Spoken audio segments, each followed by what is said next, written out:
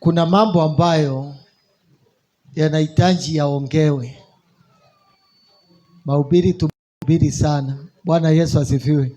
Hata asubuhi tumehubiriwa na General Sam. Furahi, sio kusema ya kwamba sihubiri, but we need to talk because we need to grow. Bwana Yesu asifiwe. Na when wote ambao tunaongea maneno ya ratio, basi lazima tuongee maneno ya physical. Kama vita zingine ni sawa, zingine zinahitaji nguvu ya mwili. Bwana Yesu asifiwe. Kwa sababu Mungu anaweza kuwa amefanya kitendo, na ninajua tunaomba vitu ambazo Mungu ametupatia, na kikombe ya maji, lakini hauwezi kaa hapo ukimwambia Mungu nisaidie, nataka maji. Kunywa maji kuweka kwa mdomo, hiyo ni physical, sio spiritual. Bwana Yesu asifiwe. Kwa hivyo tunahitaji vile ambavyo tunaendelea katika law, ndio tuendelee katika mambo physical. Nasema hivyo kwa sababu sijui ni nini ambacho kilifanyika katika kanisa za kiroho. Kwa sababu ukiangalia kanisa za kiroho, watu wanakuanga very high in the walevi wa kiroho, na mambo yao ya kiroho yako sawa, lakini tukiangalia mambo yale ambayo tunapaswa kuwa nayo, hatukui nayo. On earth as we are in heaven, but zile vitu ambazo tunahitaji kuwa nazo hapa duniani hatupatangi, hatukuangi nazo. Ukienda sorry to say, ukienda kwa kanisa kama ya Catholic saa hii, utakuta hapo nje kuna magari, hakuna parking, si ndio? Hapo nje parking haitoshi. Pale PCA huwa ninapita hapo, gari ikiingia. Lakini katika kanisa za kiroho, most of the time utakuta ni pastor gari, na maybe hiyo gari amechangiwa mahali ama amefanya money laundering. Sababu sasa mimi najua si ati hata ukiwaona tu akihubiri si ati wanakuanga sawa sana. Ikifika ni wakati wa pesa, sometimes wengine wanakosa kuokoka vizuri. Bwana Yesu asifiwe. So we need to change. We need to change vile ambavyo tunaishi. Maisha yetu ya kiroho yaambatane na maisha yetu pia ya kimwili. Yesu alipokuwa anawafundisha wanafunzi wake, waliongea, Our Father who art in heaven, hallowed be thy name. Wakainua jina la Yesu, that is special. But kuna mahali alifika akawaambia wanasema, give us this day our daily bread. Bwana Yesu asifiwe. Give us this day our daily bread. That is money. Hallelujah. That is a car. That is a bicycle. Kama ni baisikeli tu. Bwana Yesu asifiwe. That is clothing. Vitu ambazo tunahitaji za kujimundu katika maisha yetu. Bwana Yesu asifiwe. But there is a protocol. Kuna njia za Mungu. Na niliwaambia siku ingine ya kwamba there is things that God does not do.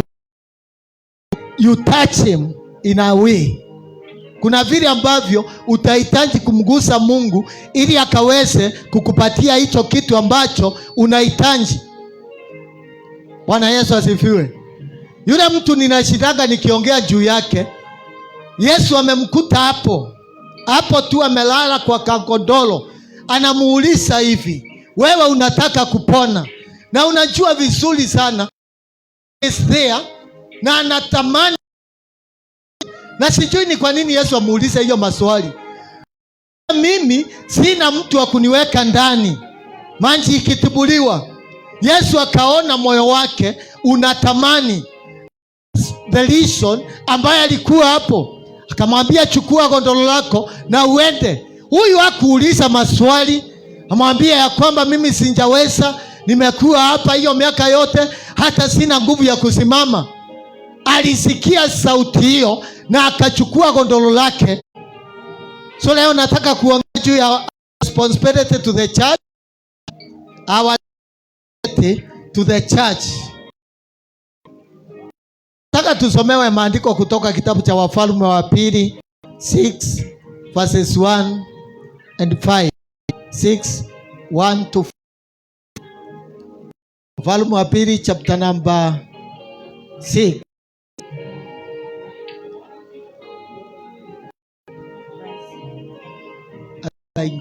Aiongei batie ile ingine.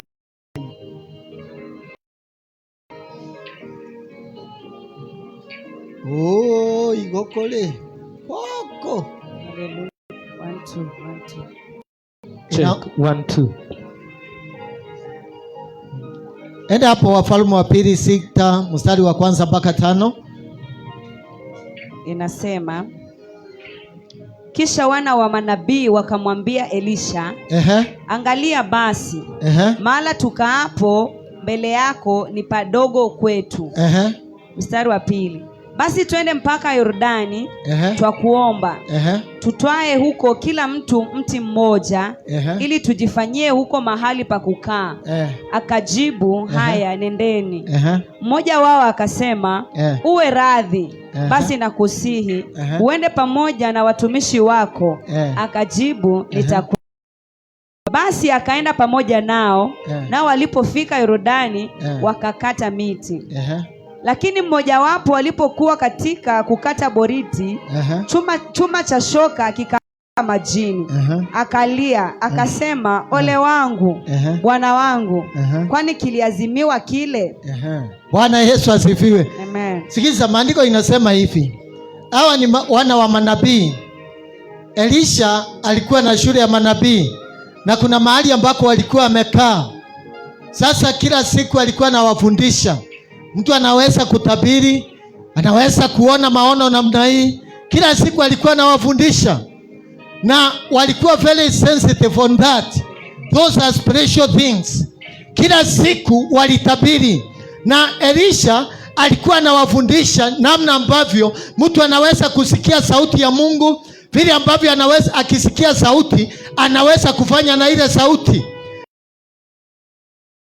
Walikuwa wanamsikiza, lakini vile ambavyo wanaendelea, maandiko inasema ya kwamba ni kama waliendelea wakiongezeka. Wakaangalia wakaona sasa kikao ambacho wamekaa wameanza kufinyana. Bwana Yesu asifiwe. Hapa mtumishi hakuna kitu ambacho ameongea. Maandiko inasema ya kwamba wao wenyewe wakaangalia wakaona ya kwamba sehemu ambayo wamekaa hawatoshei. Bwana asifiwe sana. Ama iwe unga zai. Wakaona ya kwamba wanafinyana. Sikiza mimi jameni, naongea na church. Bwana Yesu asifiwe. Wao wenyewe ndio walitazama, wakawa na vision, ni manabii. Wakaona vile ambavyo tumekaa saa hii hatutatoshea hapa. Wakamwambia mtumishi wa Mungu, sasa kulingana na vile tumeona, wacha tutelemuke Jordan tukakate miti, maana mahali ambako tuko hatutoshei. Bwana Yesu asifiwe. These are the people with a vision. Hallelujah.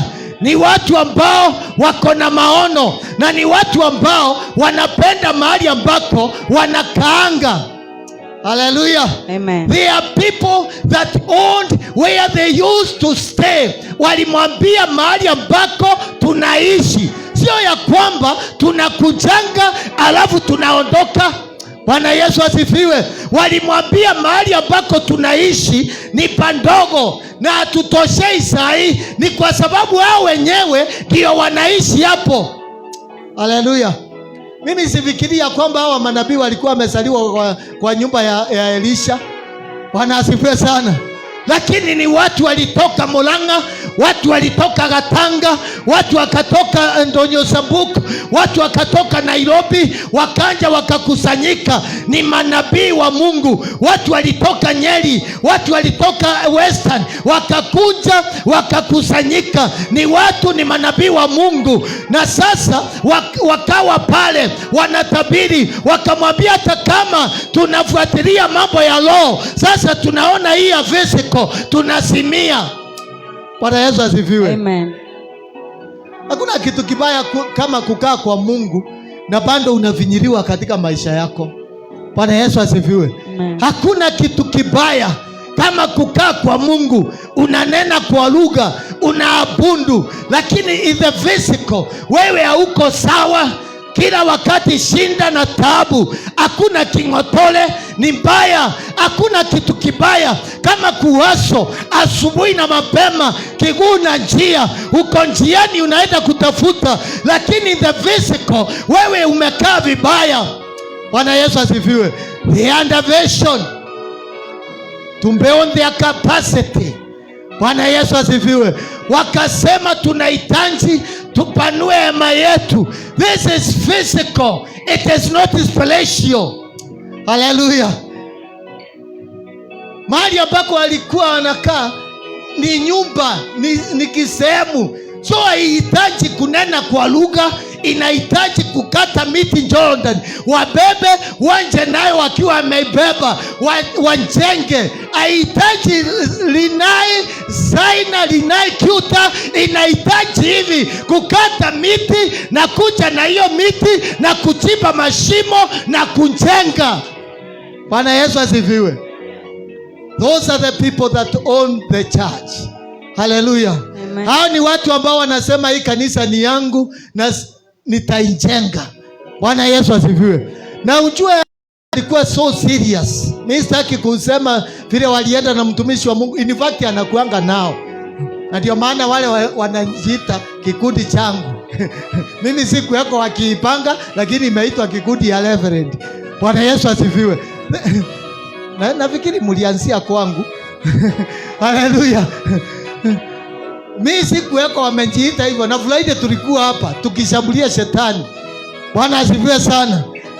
So wakamwambia hatuwezi enda peke yetu, hata wewe kunja tuende na wewe. Ninamuona mtumishi wa Mungu akienda polepole, akiwa nyuma yao, akiangalia ni nani ataanguka, amshike mkono, amuinue tena. Bwana Yesu asifiwe. Biblia inasema ya kwamba ili ujue the seriousness of the matter, maandiko inasema walipokuwa wanakata boriti, kuna mmoja ambaye alikuwa na chuma ya kuomba. Haleluya. Amen. Hakuna mtu alisema sina shoka. Bwana asifiwe sana. Nasikia mama Sam. Hakuna mtu alisema mimi sina shoka. Walienda to an extent ya kwamba tunataka kujenga mahali, tunataka tujenge mahali petu, na kama hatuna, akaenda to an extent ya kuomba shoka. Bwana Yesu asifiwe. Ili asibaki nyuma. Ambia mwenzako usibaki nyuma. Usibaki nyuma. Bwana Yesu asifiwe. Amen. Usikubali kubaki nyuma. As we are building our territory, this is a place to be, and this is our home now. Bwana Yesu asifiwe. This is our home. Naongea maneno ya responsibility yako kama mshirika kanisani. Haleluya. Hii haitazuilia roho kushuka. Roho atashuka tu. Bwana Yesu asifiwe. They were committed. Hao watu ni watu ambao walijitoa kufa na kufona. Wacha tujenge madhabahu, wacha tujenge mahali petu pa kukaa. Bwana Yesu asifiwe. Hawakujiachilia. Nilikuwa naongea na mtu mmoja, unajua jana ilikuwa miracle. Bwana asifiwe sana. Mimi wakati nimetoka hapa jioni, nikaenda nikaingia mahali, sitakwambia ni wapi. Tukaanza kuongea. alikuwa ananipatia habari ya Catholic. Sorry kwa sababu uko hapa unanisikia. Bwana asifiwe sana. Akaniambia hivi, uko watu wanatoanga sijui 21,000 kila family. 21,000 per year. Na ni lazima utoe. Na ahesabu matega, ahesabu sijui nini kingine, sijui vitu mingi. Hata mahali tulikuwa tunahubiri na Mutua, kuna familia tulienda, tukaambiwa ya kwamba huyo mama kwanza alikuja kwa kanisa yetu. Kwa sababu Mufia akuingia kwake alipokuwa anabariki mboma. Ni kwa sababu ametoa pesa za mafuta. Wanaziwe. Sasa kanisa la kiroho, sijui watu walirogwa namna gani, ili wakaambiwa wahubiri sisi tunatakanga pesa, na hiyo ikaingia kwa akili zao. Enda kwa makanisa ya kiroho uone vile makanisa ya kiroho imefinyika. Kama kuna makanisa yanakodisha ploti, ni makanisa ya kiroho. Kwa sababu gani? Washirika waliingizwa mentality ya kwamba wahubiri ni watu wa kutaka pesa. Wanaziwe sana. Na inaongewa mpaka kwa marendio na hata kwa internet. Alafu anatuletea kanyari. Ili tuelewe hii mambo ni sawa. Na 310. Alafu anatuletea Apostle Ng'ang'a akiuza mikate 1,000. Bwana asifiwe sana. Kama wamekataa kutoa fanya nini? So hawa walieteremuka wakakate miti because it was their responsibility.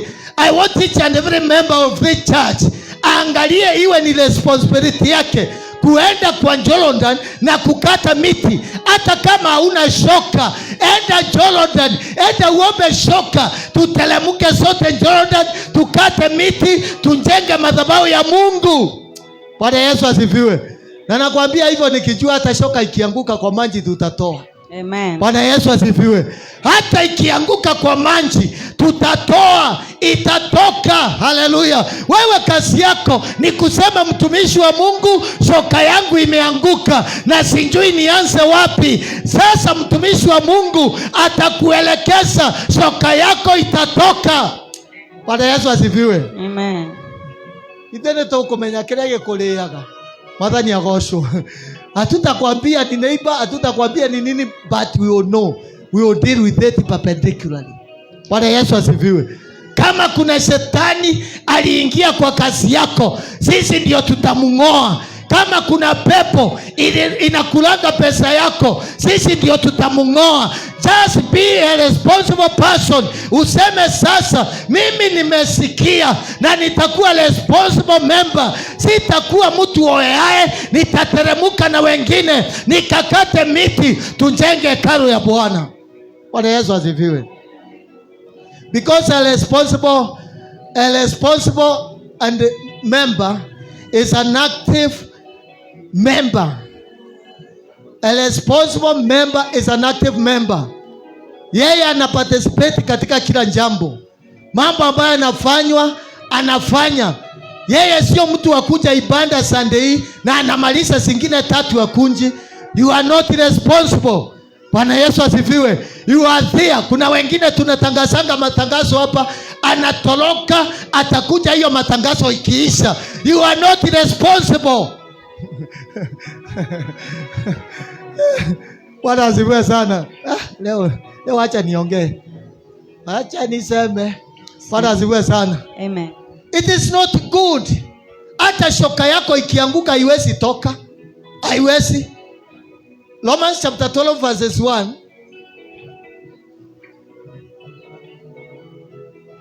Unajua hata nakumbuka kale karatasi ya CEF.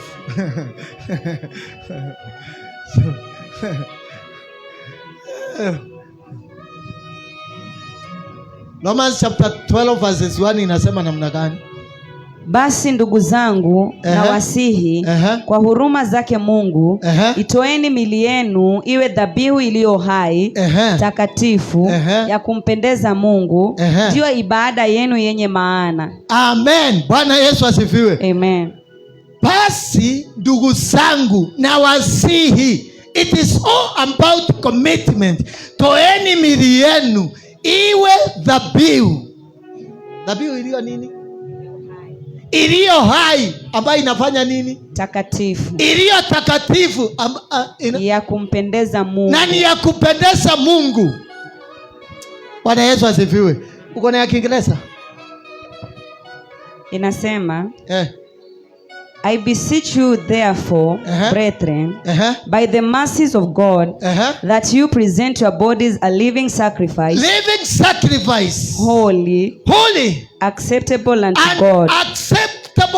unto God, which is your reasonable service. Bwana Yesu asifiwe. Amen. There are two things ambazo nataka ushike. Kwa hiyo inasema give your bodies as a living sacrifice. Number 1, kupatiana mili ni kuzuri, but there is condition.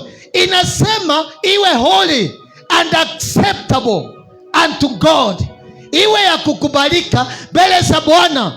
Nasema hivyo kwa sababu gani? You can be sacrificing, but your sacrifice ikose kuwa acceptable kwa sababu umeachilia your responsibility in the church or in the kingdom of God.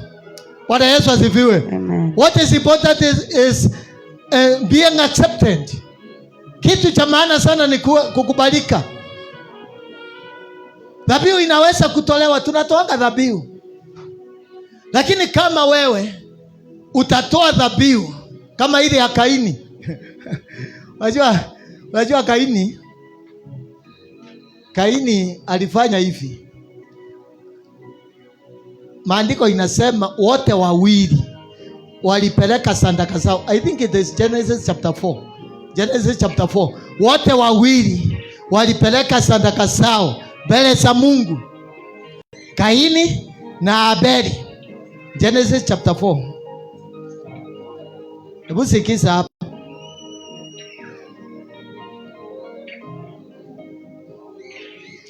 Kuanzia mstari wa 3. Inasema ikawa hatimaye Kaini akaleta mazao ya ardhi.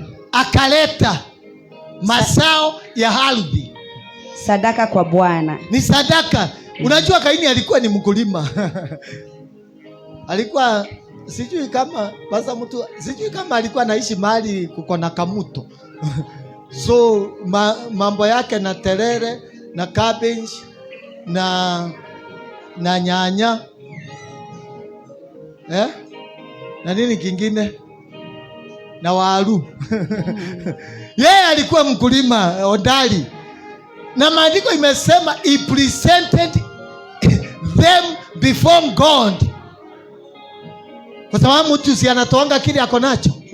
Bwana Yesu asifiwe. Hawezi kuniambia nitoe kondoo na mimi ni mkulima. Nitatoa kondoo wapi? So mtu anapelekanga kwa nyumba ya Mungu kile ambacho ako nacho. So Kaini alibeba zile vitu ambazo alikuwa nazo. Maybe hata alikuwa amebeba lori mzima. Maybe alikuwa amebeba ngunia mzima ya masukuma na makarati na maspinach, vitu kama hizo. Inasema namna gani? Habili naye akaleta wazao wa kwanza wa wanyama wake na sehemu zilizonona za wanyama.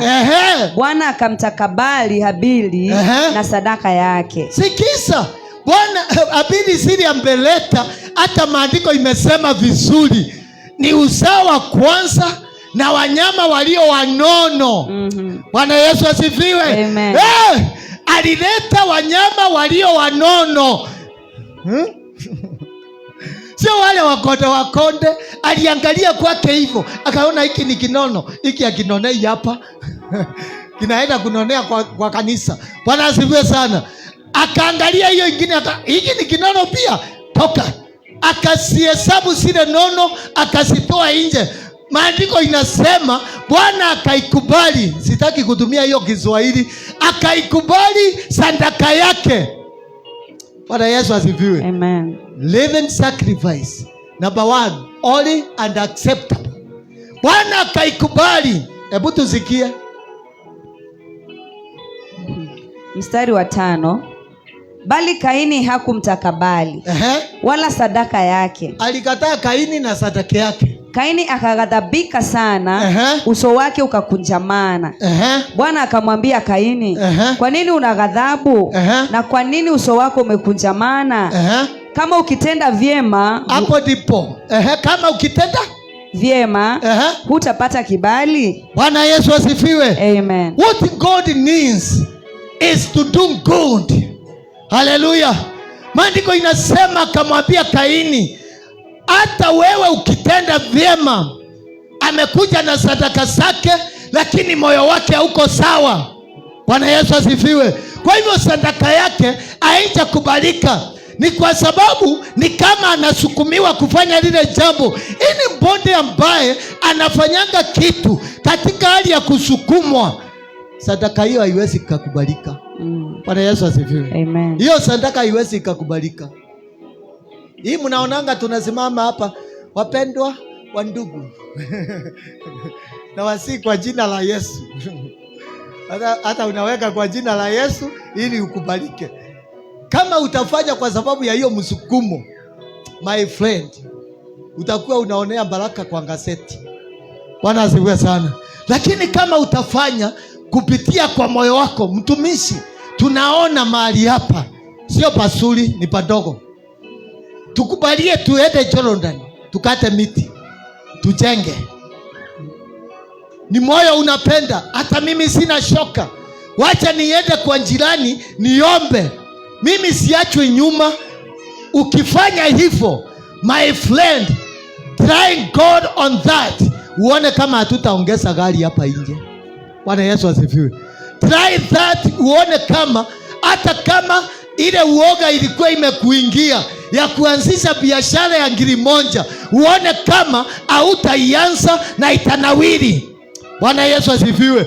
Try that na uone kama kuna law itaingilia maisha yako. Wewe kabla hawaja kuangamisha, utakuwa umewajua, because God will protect your properties. Amen. Bwana Yesu asifiwe. Amen. Ya Kaini haikukubaliwa kwa sababu moyo wake haukuwa sawa mbele ya Mungu. Yeye ametoa. Biblia inasema they presented their sacrifices before God. Na ndio maana unaona hapa inaongea juu ya miili. Romans chapter 12 inaongea juu ya kutoa miili yetu kama dhabihu. It is when there is a kesha. It is when there is a fellowship. It is when there is prayers. Ni kutoa mwili yako. Unasema mwili sasa, hata kama wewe unasikia kukaa hapa, toka kuna maombi kanisani, unaenda for the sake of the glory of God and for the sake of the kingdom. Unasema mimi sibaki vile, ninataka niende niunganike na wengine na maisha yangu yatakuwa sawa. Sio kungojea wakati tutatafuta nafasi ya kuweka prayer advancing. Wewe mwenyewe unasema saa hii, leo nimeamua, sikuli ninashinda nikiomba. Bwana Yesu asifiwe. Amen. Naye Mungu aingie katika maisha yako. Hallelujah. The more unatafuta Mungu, unajua responsibility ni serving God with your whole heart, mind and your strength. Bwana Yesu asifiwe. Ni kumtumikia Mungu na wewe wote, na nguo zako na nywele zako na miguu yako na moyo wako na macho yako. Everything that you have belongs to God. Unamtumikia na vitu zako zote, naye Mungu anaangalia hiyo moyo, anasema sasa huyu lazima nimbariki. Bwana Yesu asifiwe. Kuna milango itafunguliwa, sio kwa sababu ya maombi ambayo umeomba, ni kwa sababu ya kutenda wema. Maandiko imesema hata wewe ukitenda wema utabarikiwa. Bwana Yesu asifiwe. Na mimi najua hii kwa sababu kuna siku nilienda hapa, hata siniwaambia, kuna siku nilienda hapa Ndula, hapo Jerusalem. Sasa sijui hao vijana ni vile hawako wameniona kwa muda, ama sijui ilikuwa siku yangu nikienda kidogo, hata wananitanga mwalimu na wengine manager. Kaenda hiyo, tulimalizana na Moses, tukamalizana, mimi nikatokea. kabla nifike mahali kuna kampuni ya unga, nilikuwa nimetolewa kutolewa unatolewa, nunua lunch wewe, nunua lunch. Mpaka ikafika zile zilikuwa kwa mfuko zikaisha, nikaanza kuwatumia kwa simu. Bwana asifiwe sana. Na ilikuwa ya mafuta ya gari. And I am telling you for sure, kabla nifike hapa engine nilikuwa na 3,000. Bwana Yesu asifiwe. Nikaongeza mafuta ya 1,000 na nikaweka zingine kwa mfuko. Angalia. Hallelujah. Touching God by touching lives. Bwana Yesu asifiwe. This is what you can do. Kuna wakati mwingine Mungu anakujaga na njia hiyo, lakini wewe unajilimit, unajiangalia, sina shoka, sasa nitaenda kukata na nini? Afadhali ubebe wembe. Mwambie mwenzako afadhali ubebe wembe. Ubebe wembe. Mwambie afadhali ubebe wembe. Tuende tukakate miti. Bwana asifiwe sana. Unajua mimi sijui kama nimesikia kulia. Nimesikia kulia sana. Nikiwa hapa, hii mkigalagala huku, mimi nilikuwa nasikia tu nilie. Nilikuwa nauliza Mungu, ni wapi kulikosewa? Ni nini tulichokosea sasa? Hii ni miaka ngapi tuko hapa? Bwana asifiwe sana. Miaka ngapi Mutuli amekuja ametukuta hapa? Waneno. Bado tuko hapa, tunalipa rent. Ni miaka ngapi tuko hapa? Nimelia mama. Nilikuwa nauliza Mungu, kwani kuliendaje? Sikia machozi inateremuka. Bwana asifiwe sana. Because this church, mahali ambako imefika saa hii, tunapaswa kuwa tuko na uwanja. 2,000,000 sio pesa mingi. I tell you. 2,000,000 hivi. Ni kila mtu hapa 600,000 na tumemalizana na hiyo. Bwana asifiwe sana. Na 600,000 ukidivide na 10 years utaona ni pesa kidogo sana. Hiyo miaka tumekaa hapa, kama kila mmoja ametoa 600,000, tukiwa 30, hata zihesabu vote, tungekuwa tumenunua uwanja. Bwana asifiwe sana. Basi tuangalie, mimi sina shoka. Weka ile tukaka.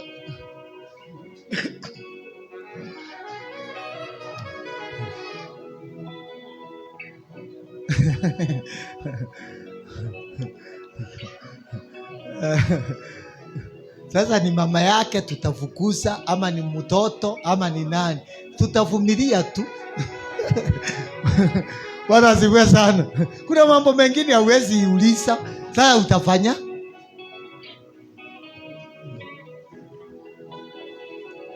Hata si tumejua ni nini kinakuanga hapo ndani. Unajua tunaonanga tumawe, hatukuwa tunajua kama kuna sawdust. Bwana asifiwe sana. We can do greater things. Tukijitoa. Na wewe ukijitoa, Mungu naye atakuinua. Because there is no spiritual without physical. Bwana Yesu asifiwe. There is no spiritual without physical. Tukijengeka kiroho, bado tujengeke hata mwili. Mimi nataka by the end of the year tuanze kuona pikipiki zikiongezeka. Bwana Yesu asifiwe. Nianze kusikia niko na tukutuku iko kwa barabara, inaleta pesa njioni. Hallelujah. Ninataka nisikie hivyo. But you need to touch God. Bwana Yesu asifiwe. You need to touch God so that God will come to your life. You need to touch him. Inasema dhabihu iliyokubalika na iliyo takatifu. Holy. Bwana Yesu asifiwe. Because even holiness inahitajika. Holiness ni kusema umetengwa. You are separate from others. Kuna mahali ambako Mungu amekutoa akakuweka katika hiyo nafasi. That is holiness. Wewe hauangalii mambo ya maisha yako. Whatever you are, whatever you do it according to the will of God. It is trusting God. It is being separate. Bwana Yesu asifiwe. Holiness inamaanisha ya kwamba you are trusting God with whatever you are, whatever you do, in everything you trust God. That is holiness. Yaani hakuna kitu utafanya bila kuhusisha Mungu. Bwana Yesu asifiwe. And some of us tuna mesi hapo. Sababu tunatokanga, tunafanya mambo, alafu tunarudi kulaumu Mungu baadaye. Kwa nini Mungu uliachilia? Ni wewe haukumuuliza ama nifanye. Ulienda tu peke yako, naye Mungu akawa hayuko hapo. So my brothers and my sisters, mimi nataka tumuhusishange Mungu kila jambo ambalo tunafanya.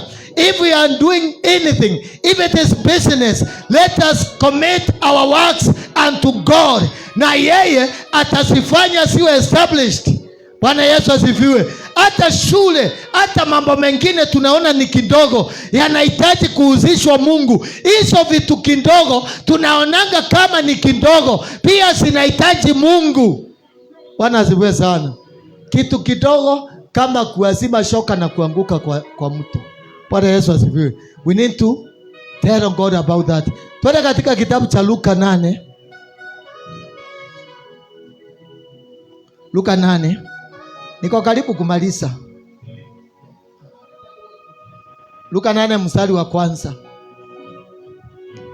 Inasema, ikawa baada ya hayo alikuwa akizunguka katika miji na vijiji akihubiri na kuitangaza habari njema ya ufalme wa Mungu. Na wale tenashara walikuwa pamoja naye. Sikiza. Huyu ni Yesu. Maandiko inasema akawa anazunguka katika miji. Bwana Yesu asifiwe. Na unajua funny enough, Yesu alikuwa anaanza kuzunguka kutoka asubuhi. Jua ikichomoka ameanza safari. Na hawakuwa wanalala pamoja na wanafunzi wake most of the time. Yesu alikuwa analala milimani. So asubuhi walikuwa wanaamuka, wanaenda mahali tuliona amepitia hapa akapanda. Kwa hivyo kila asubuhi walikuwa wanaamuka kwenda kumngojea hapo ateremuke. Wanamuona amekunja. Sijui kama saa hiyo wamekunywa chai ama wamekunywa unji ama wanasema watakunywa mbele. Bwana Yesu asifiwe. Sijui saa hiyo kama wamepanga watoto. Mnanisikiza? Haleluya. Sijui hawa thenashara tumeambiwa walikuwa nao. Sijui hiyo masaa ya asubuhi kama walikuwa bado wameangalia watoto watakula nini lunch. Sijui kama walikuwa wamefungua biashara. Sijui. Lakini maandiko inasema akazunguka minji na wale thenashara walikuwa pamoja naye. So every morning they were going there. Kila siku, kila asubuhi. Mimi sisemi tukae kama wao, kwa sababu tena nikiwaitisha pesa mtasema niliwaambia muwe mnakuja kanisani kila siku. Na niliona kwa mitandao akisema kwenda ibada kila siku ni ujinga. Bwana asifiwe sana. Sijui ni nani alikuwa na wapanga hiyo asubuhi, lakini maandiko inasema every day he was moving around the villages and the cities preaching the good news to the people. Na hao walikuwa pamoja naye, wakawa hapo. Bwana asifiwe sana. Sijui ni wangapi wanaweza kufanya hiyo kazi. Mimi nitawaambia vile Mungu ameniambia nikiwa hapa. Lakini nikimaliza sijui. Lakini walikuwa hapo. Bwana asifiwe sana. Walikuwa? Mwambie mwenzako walikuwa hapo. Yesu akienda walikuwa hapo. Hata Judasi alikuwa hapo. Wao 12 walikuwa hapo. Haijasemekana mmoja alipata tu shughuli. Walikuwa hapo. It is still commitment. Giving themselves as a living sacrifice. Living sacrifice. Daily commitment. Asubuhi tunaamkia hapo. Jioni tumeachana, tumefuka. Yeye ameenda kwa milima, lakini asubuhi. Bwana Yesu asifiwe. God only pays. Ile kazi ambayo unafanya Mungu, kuna siku moja utaamuka, baada hiyo kazi inalipwa. Haleluya. Kwa sababu whenever you are committed kufanya hii kazi ambayo Mungu ametupatia, just 2 hours, just 3 hours, just 30 minutes, uko kwa nyumba ya Mungu, unamwambia Mungu, kumbuka mhubiri, kumbuka kanisa, kumbuka watumishi hawa. Mungu naye anaangalia moyo wako, anasema nitakulipa. Bwana Yesu asifiwe. Nitakulipa. Wengine tumekosa kulipwa kwa sababu we have not been there. Hallelujah. We have not been there. Biblia inasema hivi, wakati walikula watu 5,000, maandiko inasema ya kwamba watu 5,000 zile zilikuwa ni vikapu 12.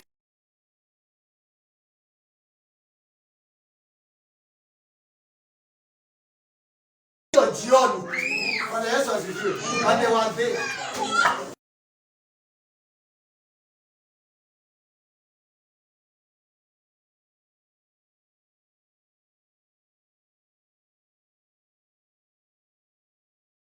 Pale watakipata, kama wangekuweko hawangepata. Some of us tumevinyika katika maisha because we have not been there for the glory of God, even for the work of God. Tuliachilia. Bwana Yesu asifiwe. Na naomba leo, kuanzia leo, tafadhali kanisa la Mungu, tusiachilie. Bwana asifiwe sana. Mimi nisikia nikiambiwa siku nyingine ya kwamba niko na washirika lakini sina wafanyikazi. Washirika niko nao. Kinacho hii niko na washirika. Bwana asifiwe sana. Lakini watenda kazi, ndio ninatafuta. Mungu anisaidie. Haleluya. Watu ambao wanaweza kusimama na ministry. Watu ambao wanaweza kusimama na ministry. Waseme sasa mimi niko hapa, nitajitoa hali na mali, nisimame na kazi. Fanya nini? Bwana asifiwe sana. Are you listening to me? This is our responsibility. Mimi siongei maneno ya responsibility yetu kwa Mungu. Naongea responsibility yetu na kanisa. Bwana asifiwe sana. So imagine kama saa hii hakungekuwa na hii nyumba, tungekuwa wapi? David, kama hakungekuwa na hii nyumba tungekuwa wapi saa hii? Imagine kama hakungekuwa na hiyo kitu umekalia. Imagine kama hakungekuwa na hiyo kitu umekalia, ungekuwa unakalia nini? Tulisane maswali. Imagine kama hakungekuwa na hiyo kitu umekalia, kwa sababu sasa ni mambo ya kiroho. Tukule kiroho, tukae kwa hewa. Kwa sababu sasa sisi ni waro, tukae kwa hewa. Baba tubariki na tukae kwa hewa. Tunakaa kwa hewa hivi sababu tuko kwa roho. Bwana asifiwe sana. So we need physical. Hallelujah. We need physical. Tunaona vile speaker zimenyamaza tutambaka. Imagine kama hakungekuwa na speaker. Ile mkatiko mlikuwa mnakatika hapa mkakatika. Bana mnakula masaa ya mhubiri. Hallelujah. It is because of physical. Hizi speaker hazina roho. Sisi ndio tunakuweka na roho. Hiyo kiti haina roho, wewe ndio uko na roho. Bwana asifiwe sana. Na kwa hivyo unahitaji kitu ya kukusupport. Physical. Hallelujah. Unahitaji gari ya kuenda nayo Nakuru na Mombasa. Bwana Yesu asifiwe. Ukalie wewe, ujiendeshe, usikie vizuri. Hallelujah. Wewe unafikiria hao wakati walienda wakalisha huko Geshani. Mimi nataka wakue huku nisitumia gharama nyingine. Na wao wamekatalia kwa shosho yao. Unafikiria kama nilikuwa naendea na matatu ningerudi. Na nilitoka mahubiri sana. Maje ndio mimi dakika kwa. Bwana asifiwe sana. You did that. Hapa huwezi nena kwa lugha. Kaya bagada nijipate Meru. Haiwezekani. Bwana asifiwe sana. Haiwezekani. Hata nafikiri ndio maana wale Wakorintho wa zamani walikuwa wanasimama kwa lami hivi. Mtu akijua ana fare anasema rain. Ukisikia hiyo ujue mmetembea. Ukisikia rain, my friend.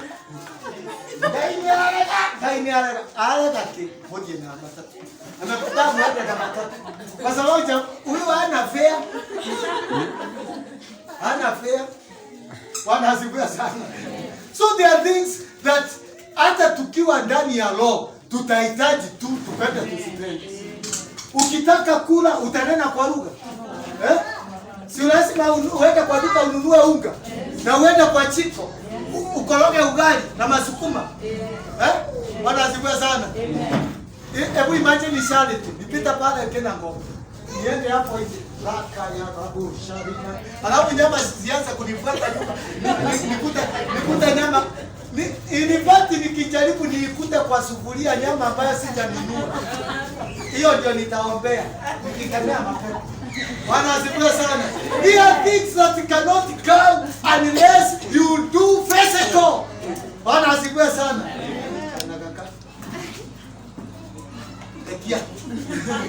Kuna vitu ambazo hawezi pata kama hauna physical. Na ndio maana unaona huyu nabii wanamwambia twende. Twende. Unafikiria ni watu kidogo?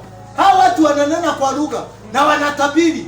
Lakini wakaangalia wakaona ile msukumano imekuja hapa hatutawezana nayo. Bwana Yesu asifiwe. Wakasema sasa ni tutumie nguvu ya mwili wetu. Nabii Elisha hakuwa na uwezo wa kuambia hapa kidogo. Hakutaka. I think Elisha alikuwa ni kama mimi. Elisha alikuwa ni kama wahubiri wa kiroho. Bwana asifiwe sana. Wasije wakaambiwa wanaitisha washirika pesa. So akanyamaza. But listen, wao ndio walikuwa na hiyo maono. Wakaibeba na wakabanua. Maandiko imesema namna gani? Bwana Yesu asifiwe. Wanafunzi walikuweko. Wale vinashara walikuweko. Bwana Yesu asifiwe. Walikuweko. Kuwa hapo. Haleluya. Kuwa hapo. Wacha kuwa inaitwa spectator. Spectator ni kina nani? Wale wa kuangalia wale wengine. Tugeleze kwa kamera. Haleluya. Bwana Yesu. Unajua mazazi spectators ni very to be as spectator in the house of God is very bad. Ungeona maji ya kwetu mbele siare. Nakanene iko tu. Aligo pia wao. Hata sitafika.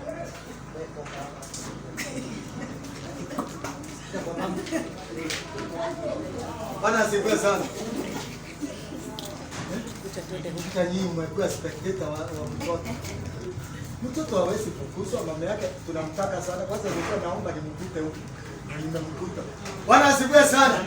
So kuna mambo ambayo yanahitaji uwe hapo. Wewe uwe hapo.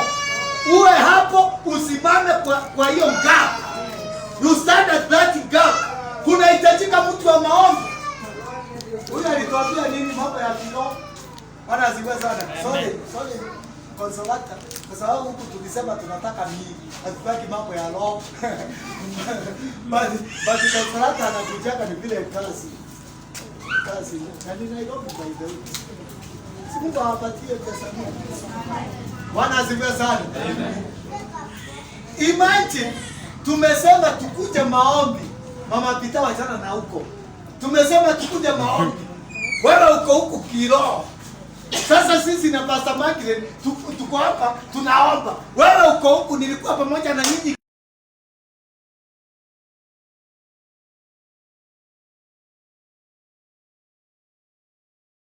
Sikia hata tukusikia presence yako. Bwana asifiwe sana. We need to be there.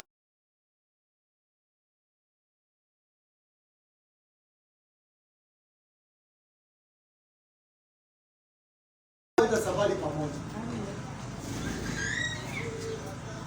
Hapa kunahitajika Yesu asifiwe. Hapa kunahitajika kwenda pamoja. Akahubiri, wakaenda pamoja naye au tunasema. Tusome hiyo neno. Anjali tunakutaka hapa. Okay, acha kusema hivyo kwa sababu mhubiri mwingine alienda kukanya watu wasitoke nje wakati wa mahubiri. Kumbe kaharibika. Mstari wa 2. Na wanawake kadha wa kadha ambao walikuwa na pepo wabaya na magonjwa wakaponywa. Nao ni Mariamu aitwaye Magdalene, na Yohana mkewe Kuza, wakili wake Herode, na Suzana, na wengine wengi. Walikuwa wakimhudumia kwa mali zao. Bwana Yesu asifiwe. Angalia baraka. Biblia inasema hawa mama walikuwa wameponywa magonjwa mbalimbali na walikuwa wametolewa mapepo. Sasa walipotolewa mapepo na kuponywa, hawakusema asante Mungu na wakaenda sawa waonekanange kwa TV. Bwana asifiwe sana. Walikaa hapo. Wale thenashara wako hapo na hawa mama bado wako hapo, wanafuatana na Yesu juu ya kuhubiri injili. Wanaenda na yeye. Na maandiko imesema namna gani? Wao walikuwa wanahudumia Yesu kwa mali zao. Amen. Bwana Yesu asifiwe. Amen. Kuna mahali Yesu alienda kibarua. Imagine. Wacha niulize Bwana Mungu. Nikuulize. Imagine kama Yesu tunasomaka kwa Biblia. Akaenda akaajiriwa kazi ya kulima shamba, akapeleka huyo Yesu naweza kumpenda? Wakukanyangiwa ati Yesu kuja hapa nikuonyeshe utalima kuanzia hapa. Huyo Yesu naweza kumpenda? Bwana Yesu asifiwe. I'm telling you for sure. Wewe unaweza penda Yesu wa kibarua? Kufanya kibarua na kuajiriwa kwa makampuni. Wewe unaweza penda huyo Yesu? Bwana Yesu asifiwe. Lakini kuna wamama walikuwa na mali. Mmoja tumeambiwa ni wakili wa Herode. Walikuwa hapo wakimhudumia na mali zao. Bwana Yesu asifiwe. Ili ministry kusimama, lazima kuwe kuna mtu atasimama hapo. Haleluya. Amen. Kama ministry itaendelea, kutakuwa na mtu ambaye atasimama hapo. Bwana Yesu asifiwe. Afanye kazi kwa sababu kuna physical na spiritual. And let me tell you something. You cannot do that ukose kuongezeka hata katika roho. Bwana Yesu asifiwe. Kuna mambo itaongezeka. Milango inafunguliango na vile wewe unajikometi katika mambo ya kiungu. Haleluya. Kama ni mambo ya roho tunatafutaka kwa maombi na kulibasaika. Kama ni material things tunazitafuta kupitia material things. Bwana Yesu asifiwe. Ukitaka kiti unaenda kwa viti. Bwana Yesu asifiwe. Ukitaka mambo ya roho unaenda kwa Biblia. Haleluya. Kwa hiyo kila kitu kwa sauti kubwa nje. Bwana Yesu asifiwe. Nilikuwa nimesahau. Nilikuwa nimeshaingiana. So, kuna vitu ambazo tunahitaji katika maisha yetu. We need to be there for God. Bwana Yesu asifiwe. Hapa Exodus chapter number 17 kuna viku hapo. Exodus chapter number 17 verses 18.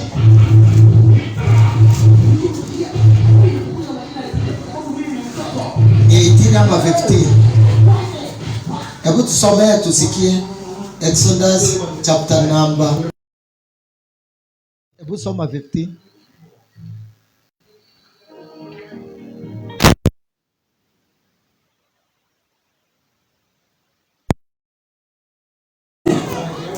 Answer 15. What? Exodus 17. Yeah. Verse 15. Yeah. What's up with you? 14. Bwana akamwambia Musa, andika habari hii katika kitabu iwe ukumbusho. Naona tunaanza mbele sana. Wacha niangalie. Sorry for that. 17. Wapi 17? Hii haina 17. Okay. Tunaanza mstari wa 10. Sorry. Anza mstari wa 9 tusikie vizuri. Exodus 17 verse 9. Musa akamwambia Yoshua, tuchagulie watu, ukatoke upigane na Wamaleki. Kesho nitasimama juu ya kilele kile, na ile fimbo ya Mungu itakuwa nayo mkononi mwangu. Basi Yoshua akafanya kama Musa alivyomwambia. Akapigana na Amaleki, na Musa na Haruni na Huri wakapanda juu ya kile kilima. Ikawa Musa alipoinua mkono wake, Israeli walishinda, na alipoushusha mkono wake, Amaleki walishinda. Lakini mikono ya Musa. Sasa kuna watu wengine na Huri, wao nao wameana na Musa pale kwa mlima. Anything. Bwana Yesu asifiwe. Sasa Biblia inasema ya alikaa ameinua kule chini.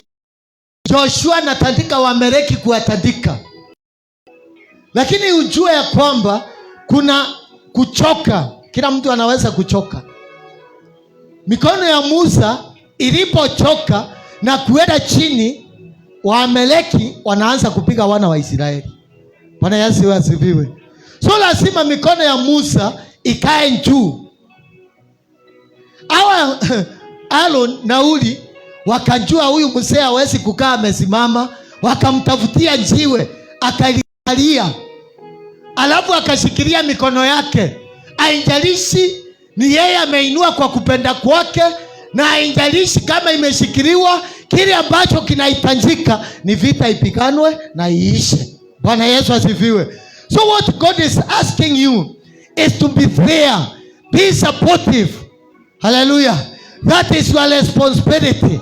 Kama Aaron na Huri walisema ya kwamba kazi ya Musa ni kuinua mikono, wacha tumwachilie ainue mikono waende kwa vita ama waachilie. Let me tell you, hiyo vita wangeshindwa. Bwana Yesu asifiwe. Wako na Musa lakini bado watashindwa. Kwa sababu gani? Mikono inaweza kuchoka. Kunahitajika watu katika nyumba ambao watasimama waseme sisi tutapigana vita. Kunahitajika watu katika nyumba ambao watasimama. Bwana Yesu asifiwe. Na hiyo vita tutaweza kuishinda. Hallelujah. We need people. People. Hapa sio kunena kwa lugha, hapa ni watu. Bwana Yesu asifiwe. Ambao tutahitaji wasimame, waseme niko hapo. Niko hapo, nitasimama, niko hapo kwa hali na mali. Ninaweza kuwa sina kitu, lakini niko hapo, nitaonekana hapo, nifanye hiyo kazi. Niko hapo. Bwana Yesu asifiwe. Mimi moyo wangu umekuwa mzito sana. Tumepanga crusade mbili hapa, hakuna ile tumeenda. Tumenunua speaker, lakini hakuna ile tumeenda. Niulize kwa nini? Tunangoja tuone mtu akuje tuende crusade. Hakuna, kwa sababu hakuna mtu. Bwana Yesu asifiwe. Hakuna. Kibarua inakuwa ngumu. Inakuwa ngumu. Let us support the work of God. Wacha tuwe hapo kwa ajili ya kazi ya Mungu. Bwana Yesu asifiwe. Be there for the work of God. Support the work of God. Na kama hautatoa kwa kujipendea, tutakusurutisha. Bwana Yesu asifiwe. Kama wewe hautajitoa kunja hapa, tutakujia, tutakuleta by force. There are things that we can do by force. Ni pastor wangu hakunipembeleza. Ndio maana ninawahubiria leo. Bwana asifiwe sana. Hata mtu hakupembelezwa na Sam, alimwagiliwa maji ili amuke kwa usingizi. Bwana asifiwe sana. So kama wewe hautakuweko, sitakubembeleza, nitakusukuma. Na ninaweza kukosa kukugujia, lakini kukugujia kwa njia nyingine. You do it. Bwana asifiwe sana. Number 1. Responsibility yako ni kuwa active in participation na attendances. By regular attending the service, unakuwa kwa ibada kila siku na kila wakati. Unless, Bwana Yesu asifiwe, unakuwa kwa ibada kila siku na kila wakati. Sio kuja Sunday moja, hiyo ingine ya huko. Namaliza. So I want to see people that are there regularly. They participate every service. Those are the people that are committed. Bwana asifiwe sana. Na uwe actively involved. Kubaki unaona kuna na wewe uinjazi, unasema wacha nione wale ambao wanafanya kama watakuweko. Fanya. Bwana Yesu asifiwe. Don't be a spectator. Usiwe mtu wa kuangalia wale wengine na waonea 18. Don't be a spectator. Jana tulikuwa tunashangilia Arsenal. Ati tumeshinda. Lakini kikombe ndio atupelekangi nyumbani. Jana tulikuwa wa Arsenal. Nilikuwa hapa nikisikia mabati kigongwa. Spectators walikuwa wengi. Bwana asifiwe sana. Don't be a spectator. Kuwa kwa ground, pigana. Na sio sikiza ground. Hallelujah. Kuwa hapa because of the glory of God. Tufanye hii kazi tafadhali. Bwana asifiwe sana. Number 2, your responsibility ni kwa service and stewardship. Uwe hapo serving with inspiration gift. Wewe umepewa kipawa cha roho na unakifungia hapo. Sijui watu watasema nini wakiona nikifanya hivyo. Hata saa ile tulikuwa tunaabudu, kuna watu walinenewa. Bwana asifiwe sana. Na hatujui waliambiwa nini na wako na message ya kanisa hili. Walinyamasia. Serve the Lord with your inspiration gift. Bwana Yesu asifiwe. Hivyo ndivyo kunahitajika. Alafu sio tu katika inspiration gift, mpaka contributing financially to the support of the church and the ministry. Unatoa pesa zako, tunanunua waya. Kama sasa kuna amplifier iko kwa fundi, imebakisha 2,000. Nataka 2,000 kabla hatujamaliza za hii banda. Bwana Yesu asifiwe. Iko kwa fundi. Nimelipa ile nimeweza, imebaki hiyo. Bwana asifiwe sana. Contributing financially. Si ndio hiyo? Na siongei maneno ya sadaka na fungu la 10 hapa, naongea kutoa. Bwana Yesu asifiwe. Kuna matoleo zaidi.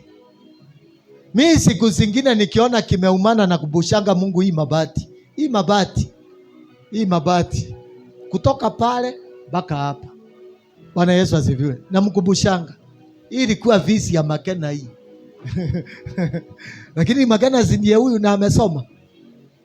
Hii mabati ilisuilia Makena aende shule. Bwana Yesu asifiwe. Mimi niliomba shoka, nikaitumia kwa kazi ya Mungu.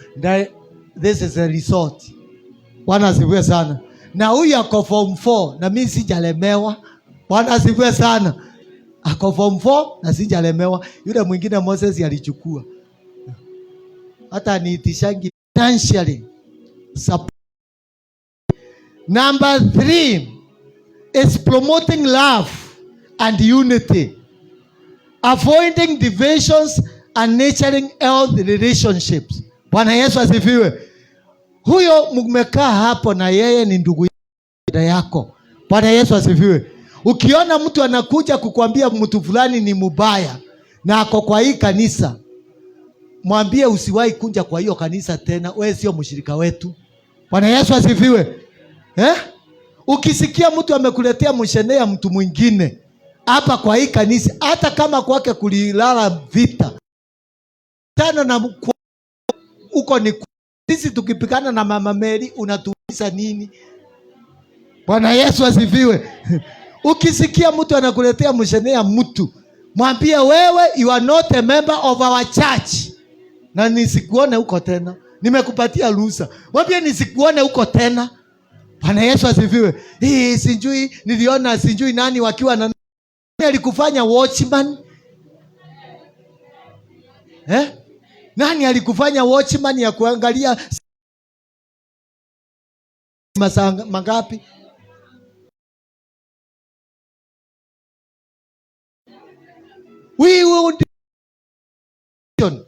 Bwana Yesu asifiwe.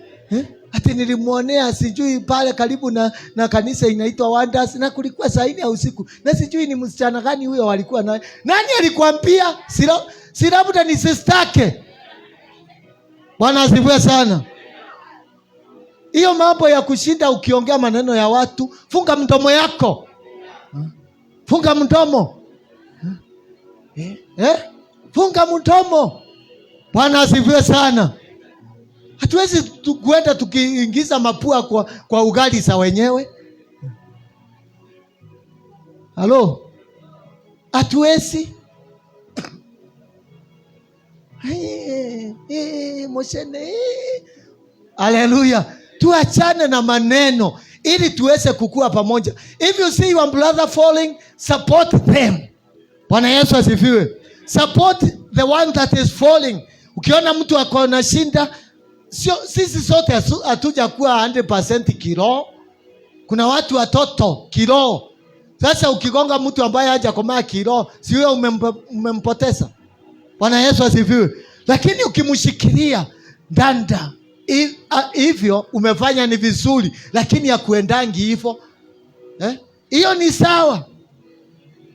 Lakini kupeleka watu ndiramo nirekerete nguo ndalo kuna guko thutha ndio ikanene kuona atonaga hiyo ni mbaya. Bwana asifiwe sana. Ukiona nguo ya mwenzako imelaluka, mshonee. Bwana asifiwe sana. That is promoting unity and love. Bwana Yesu asifiwe. Tupendane. Mwambie mwenzako nipende jameni. Ukia huyo mwingine mwambie nipende. Ukiona sifai nitengeneze. Bwana asifiwe sana. Hata sisi mapastors, sisi ndio wabaya sana. Dike kanisa kala unjone samnie. Dogoke. No eko unjia. Bwana asifiwe sana. Kanisa kauka mimi kanisa iko na samu siwezi ingia. Hiyo iko na motua siesi sana. Kwani unakuja kwa motua ama unakuja kwa Mungu? Wangapi wanakuja kwa ni hapa? Hai ndire na Bwana asifiwe sana. We are come to God. Hata mimi nakujaga kwa Mungu. Mbele. Bwana asifiwe sana. We are no different. Sisi ni watu. Ni Mungu tu ametupatia kuongezea vitu zingine, wengine hawana. Bwana Yesu asifiwe. Si nimeona hapa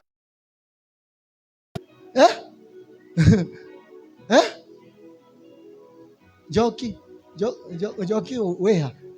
Uko sawa? Bwana asifiwe sana. Luse ni uhonire. Alafu ni pastor amemuombea. Bwana asifiwe sana. Ni bishop amemuombea. Sorry. Sasa wewe umekuwa bishop lini? Kuna mtu amemuombea ule.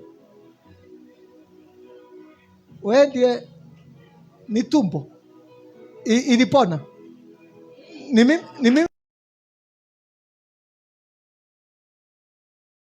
Huyu ni tumbo na aliombewa na huyu na anjui. Bwana Yesu asifiwe. Sio kumesa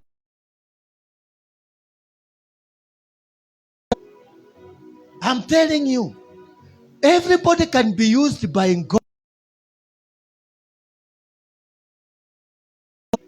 Hakuna.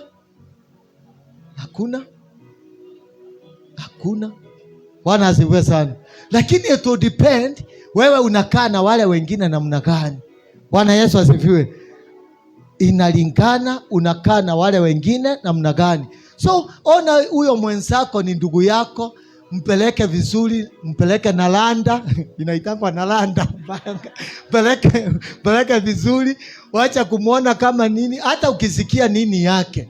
Just unajua kuna mambo inaweza kuongewa ikae kama ni ya kweli lakini sio kweli. So ukiishikia hapo na wewe uanze kuiongea, hauko different na muanji.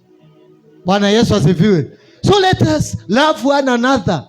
Yohana akiwa katika akichemushwa na nyungu alikuwa anasema pendaneni. Hiyo ndio sheria tu Mungu ametuachia. Bwana Yesu asifiwe. Ukiona mwenzako anja kuja church, taka kunjua vizuri ni kwa nini anja kunja. Akikwambia ni hiyo kanisa inahubiriwa na Samu siwezi enda, mwambie sio Samu unaendea huko, unaenda kutafuta Mungu. Bwana Yesu asifiwe. It is a responsibility. Sisi ni responsibility tu tulipewa. Na hata ninaweza kuongea hapa unichukie. Kuongea tu usikie Reverend acha nifurahisha leo. Nanja nifurahisha. Lakini sade hiyo ingine ukikuja utasikia nikiongea vizuri. Bwana asifiwe sana. Number 4 ni supporting leadership. Supporting leadership by submitting to, respecting and praying for church leaders. Bwana Yesu asifiwe. Biblia inasema tiini wale wanaowaongoza, kwa sababu hao huwa wanakesha kwa ajili ya nafsi zenu. Do you know how many days mimi huwa ninalala nikiangalia mabati nikifikiria kanisa hili? Kama sasa usiku nilikuwa nafikiria miaka 10 na hatuja jenga, miaka 10 hatuja nunua uwanja. Kwani tunafanya nini hapa? We are not serious. We are not. Bwana asifiwe sana. So let us submit to the leadership of the church. Let us respect them. Respect ainunuli yangu. Kumheshimu Pastor Sam. Si ati kuna gharama kubwa. Respect. Kuniheshimu sio gharama kubwa. Sisemi ya kwamba mmoja ni heshimu. Najua you are good people. Lakini let us respect the leadership. Kuheshimu wahubiri sio kazi kubwa. In fact, let us respect one another. Bwana Yesu asifiwe. Usivuke mipaka ambayo sio yako. Alafu you pray for us. Sisi kwanza ndio tunahitaji maombi. Kuna siku nilikuwa nauliza ningepata wapi mtu wa kuniwekelea mkono anigalagalishe. Wakati huo karibu niende kwa aposto. Nikaomba, Mungu akaniambia ni wewe umebeba hii kazi kama ni yako. Na by the way mimi niliachilia. Bwana asifiwe sana. Mimi nilisema Mungu afanye kazi yake. Na ndio maana unaona sasa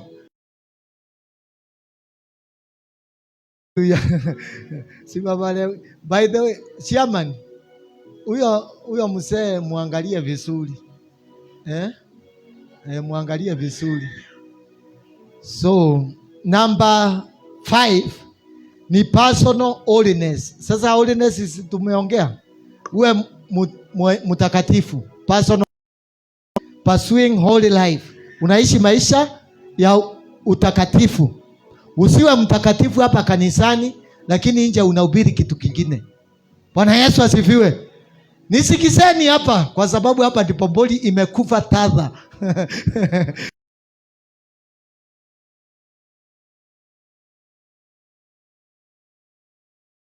Kuta hapa kanisani na unikuta Thika town bado ni mimi. Bwana asifiwe sana. Na ukiniongea matope karibu na mimi, nitakwambia hiyo sio Mungu, ondoka karibu na mimi. Hata kama wewe ni nani, hata kama ulikuwa unanisaidia kufanya nini, tutaachania hapo. Bwana asifiwe sana. So there is no life ya nje na life ya church. No. There isn't something like that. Ani mahali unafanya kazi, ufanye kazi na ukiwa umeokoka hata hapo. Bwana asifiwe sana. Sio ni kuonanga kwa Facebook kama kasichana kengine ninahurumia ngai. Hata nitaenda kukatafuta. Nikaambia hiyo tabia sio mzuri. Niona kameandika hao wanaume muna sijui nini, niletee hao. Niko na capacity. Na saa hiyo kamevalia kanguo kengine hata uwezi taka kuona nani kwa Facebook. Na Sunday kanisani ni wewe Bwana, mpaka Roho anashuka. Rika ya rabashandara. Roho anashuka. Kwa sababu kuna maisha ya kanisa na maisha ya nje. Haiwezi. Hakuna maisha mbili. Maisha ni moja ya wokovu. Bwana asifiwe sana. Pursue holiness. Mwambie mwenzako tafuta utakatifu. Hiyo ndio inahitajika. Kwa sababu kama Mungu atatubariki kanisa hii, lazima tuwe watakatifu. Mungu hawezi kwenda na njia mbili. Ati sasa ukiwa hapa ndio unanjaso, lakini ukiwa uko nje unafanya vile unataka. Pombe ya udhoni ikikunja unakunywa. Pombe ya usoni unakunywa. Ati ananjeso ni amadhonde kere gatifei. No keumiria na maandiko. Yesu gani ya Galili alitengeneza kandivei. Sasa hata wewe my friend, hata Timotheo aliambiwa kunywe kidogo kwa sababu ya ile tumbo yake. Lakini nitakufukuza hii kanisa. Bwana asifiwe sana. Hakuna hiyo. Kama ni utakatifu ni utakatifu. Hawezi kuja kutunenea kwa lugha hapa, lakini nje watu auhubiri. Unajua kuhubiri sio kutoka crusade. Kuhubiri ni watu wakuone, njoni wakuone, waone na huyu mtu ako sawa. Mimi napenda Christine. Bwana asifiwe sana. Angalia ni watu wangapi wako Christine. Si unaweza mtu yeyote ambaye amefuata Christine hapa asimame nimuone. Mtu yeyote alihubiriwa na Christine asimame nimuone. Mtu yeyote ameletwa na Christine hapa. Angalia.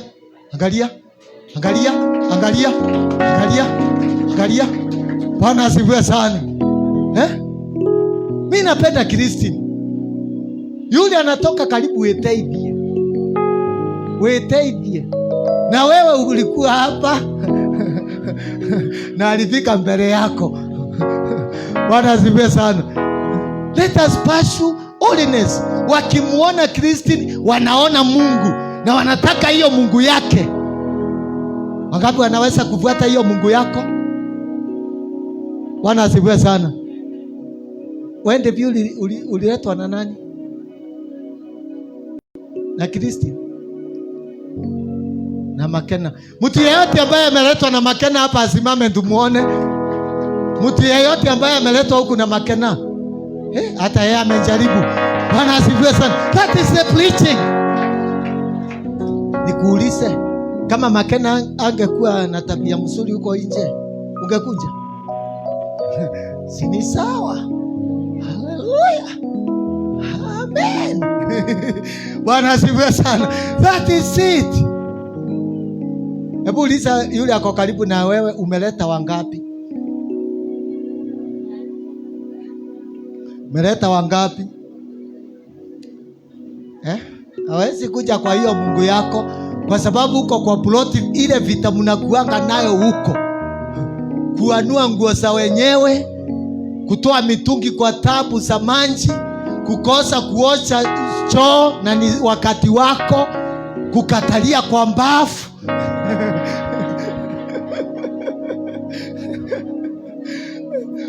Kuoga na maji ya wenyewe ikiwa imewekwa kwa njua. Na bado wewe ni mwokofu. Watu hawapendi Mungu yako. Bwana asifiwe sana. Kukorofana kwa biashara, hata hapo tu unafanyia kazi, watu hawakupendi.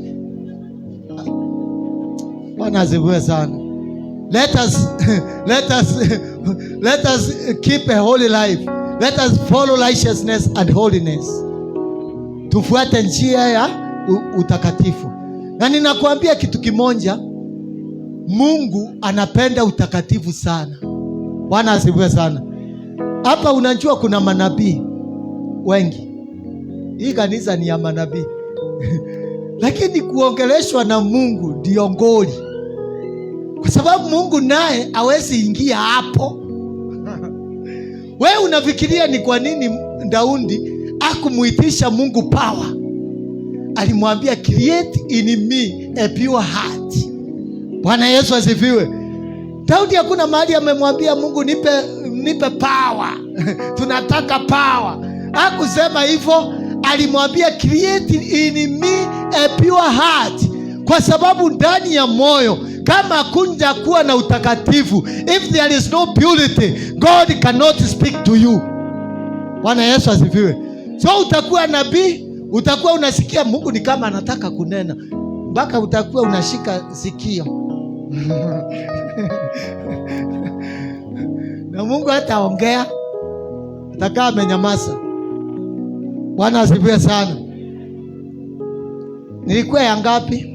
Hiyo ingine ni discipling others, protecting the integrity of the gospel by helping others grow spiritually. Protecting the integrity of the gospel ni kulinda ukamilifu wa Injili na kuwaongoza wengine katika kuwa wafuasi wa Yesu. Bwana Yesu asifiwe. Na kuweza kusimama na wale ambao hawana nguvu. That is it. Na tukifanya hivyo, Mungu atatutendea mema na atatubariki. May God bless you. May God do you good. Bwana asifiwe sana. So back to the message of God. Sikiza. Isaiah chapter number 41 verses 10. Nataka tu atusomee. Nilikuwa nauliza Mungu, kwani ile ulisema ilienda namna gani? Mungu akanifunulia hiyo maandiko. Isaiah chapter number 41 verses 10. Usiogope. Ni mimi anaambia. Kwa maana mimi ni pamoja nawe. Thank you God. Usifadhaike. Kwa maana mimi ni Mungu wako. Thank you Jesus. Nitakutia nguvu. Naam, nitakusaidia. Naam, nitakushika kwa mkono wa kuume wa haki yangu. Amen. Amen. Tuendelee. Hujamaliza, mimi sijasikia ukimaliza. Tazama, wote walioona hasira juu yako watatahayarika na kufadhaika. Watu washindanao nawe watakuwa si kitu na kuangamia. Utawatafuta wala hutawaona. Amen. Wale wapiganao nawe watakuwa si kitu. Watakuwa kama kitu kisichokuwa wale waliofanya vita juu yako.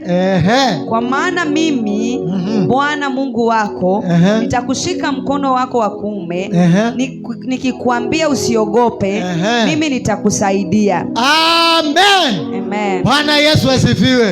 Amen. Mumeisikia? Wale wote ambao walikuwa wanapigana na sisi hatutawaona tena. Amesema tutawatafuta, hatutawaona. Bwana Yesu asifiwe. Amen. Yote ambaye alikuwa kinyume na wewe utamtafuta au utamuona. Bwana Yesu asifiwe.